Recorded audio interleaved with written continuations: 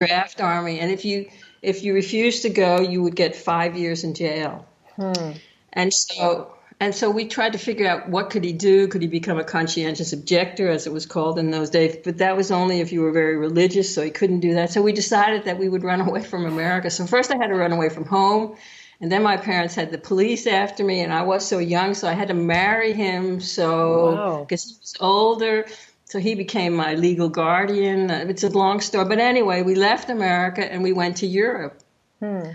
But we got taken by the police arriving in Europe and put in jail and deported back to the United States. And we thought when we got sent back to the United States that we would probably be arrested, but we could never quite figure out what that was about. But when we came back to the United States, then we went to Canada, and that was also before a lot of Americans eventually went to Canada to get away from the draft, but that was later. And that didn't work out. And then we finally ended up going to Mexico. That was the only place left. We couldn't go to Europe. We had been in Canada. We were afraid to stay in America because the army was looking for Steve. So we went to Mexico. We hitchhiked.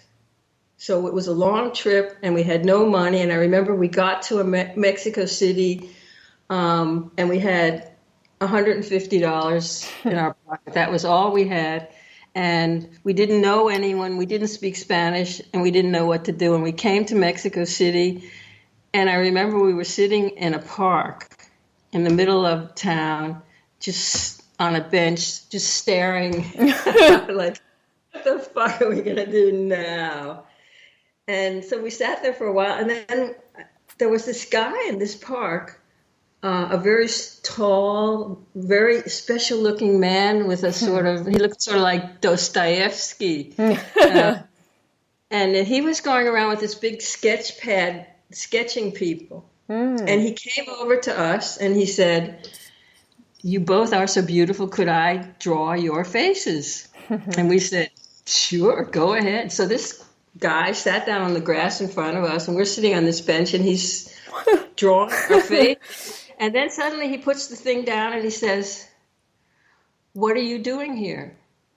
And up until that time, we had never told anybody what we were doing, that we were on the run, that we were afraid. And for some reason, again, it's like this with the universe. For some reason, I blurted out to this guy. It was me who spoke and said that we were running away from the army. We were against the Vietnam War, and we didn't know what to do. And we were here in Mexico, and we were scared to death. And then he looked at me and he said, or looked at us and said, his name, he was a famous artist in Sweden. He was Swedish, and that we shouldn't worry. He would take us home to Sweden and take care of us. Wow. And he did. That's how I ended up being here in Scandinavia. So this guy, he took us back with him to Sweden, and we became like celebrities, because at that time Sweden was like neutral, and the anti-American, anti-Vietnam War thing was starting to grow in Europe, and we became sort of like the representatives of the youth of that resistance. Wow. And then the other thing that happened then was, like, because I was so traumatized, I was so young, and all this had happened, and we had been underground for almost 2 years. So by the time we got there, I was like just 20. And as a kind of self-therapy, I just started writing down what happened. I called it the journey, what the journey we had been on. And then one day somebody was visiting us, again, how the universe works. And this guy, he sees this pile of stuff I'm writing. He said, "Could I look at it?" And I said, "Sure, go ahead." And so I gave my manuscript to this person. And then without me knowing it, he gave it to one of the biggest publishers in Sweden, who contacted me and said they wanted to publish this book. And then I became more of a celebrity. And then more. So it's just been like that for my whole life. Yeah. Because that story is like a book on itself. It's like a movie. I have actually written it now. It's not published yet, but it's called Sex, Trauma, and Higher Consciousness. All together. Yeah, that's an amazing story. Wow, like how you just, yeah, that is that connection with the universe, and you consciously feel that, right, Barbara? Like in all your other work as well, like that connection with the universe. Always. Yeah, and There you, is this guidance. I mean, you would say, if anyone would like to read a book about that, that's actually my last book called Find and Follow Your Inner Compass. That's yeah, about how to be more conscious about our connection to the great universal intelligence, and how to allow it into our lives, and how to follow it more consciously. yeah. Because I think like when we speak about, like when you speak about the inner compass, like I always felt also when I read your book, and I mean I love you, as you know, and I agree with a lot you write, like if not everything.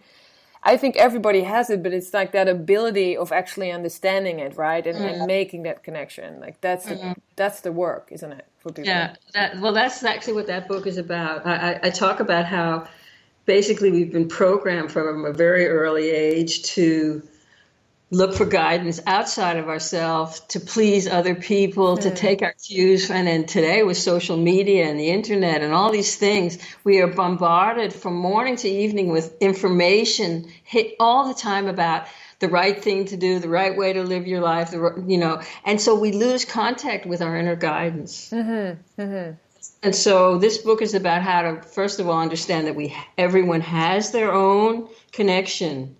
Everyone is a manifestation of the great universal intelligence. Each one of us are completely unique. And therefore trying to find out what I should do with my life by looking at whether it's your boyfriend, your mother, your sister, your girlfriend, whoever it is, it's not going to work because they're different. They're them, you're you. And so I have some exercises in that book about how to, actually it's a kind of mindfulness exercise to come back to ourselves and to be with ourselves and to understand the signals from within, which are actually our emotions. That's what that book is about. Yeah.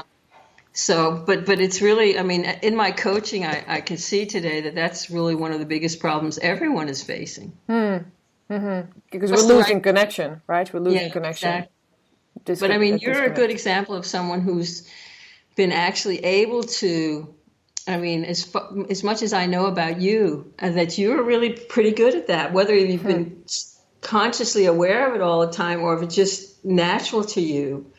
But you could say most of us who are power women, somehow or other, we have, from a very early age, that's motivated us. Yeah, yeah.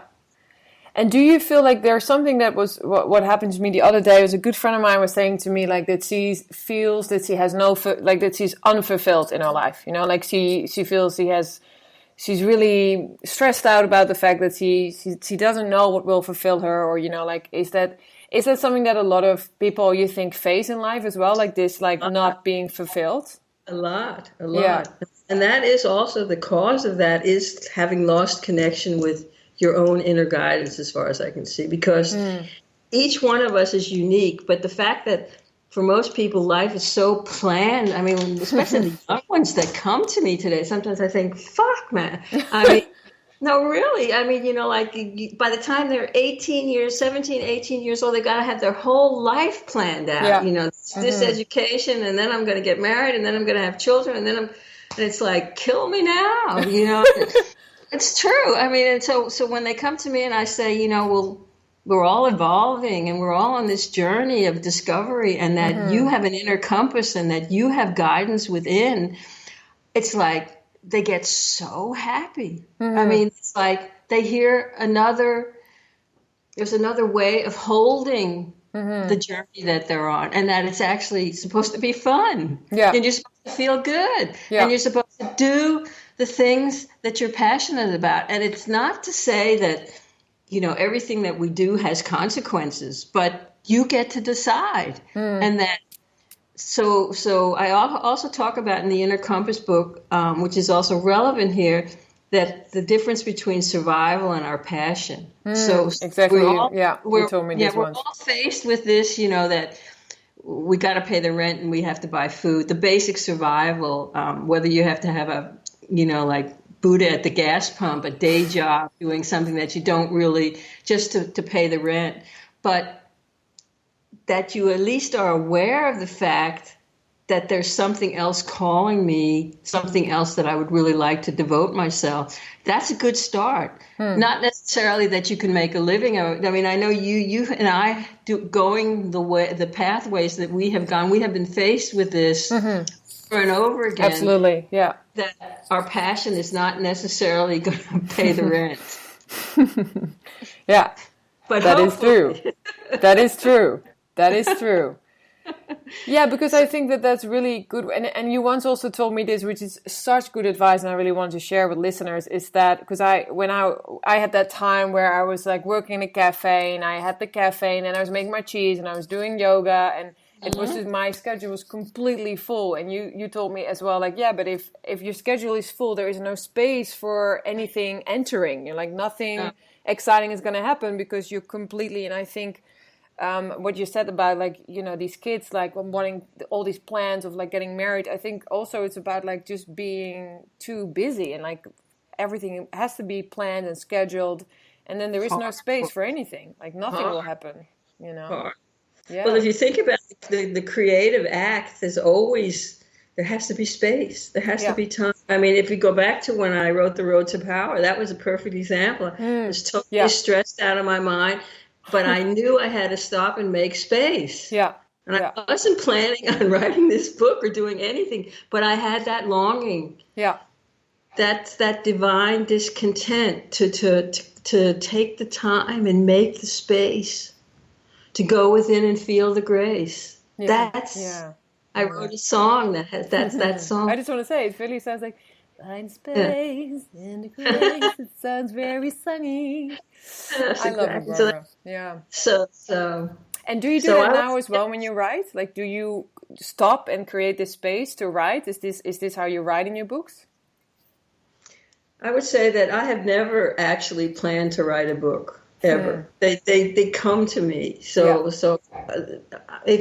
My thing is when people say, oh, they want to write a book, and I say, well, when the book comes to you, you'll write it. It's like, you know, but it is. It's like, for me, it's never been, you know, like I need to write a book. But there has been something that wants to come through me.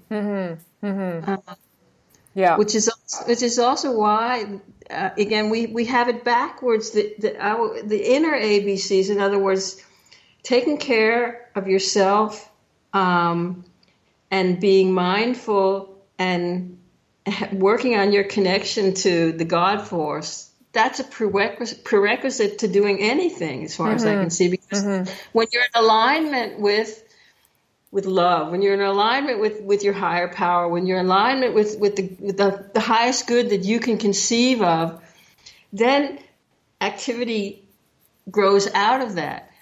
So people come and say, I want to be successful, I want to do this, or I want to write a book, or I want to be a coach, and all that. But again, what is that based on?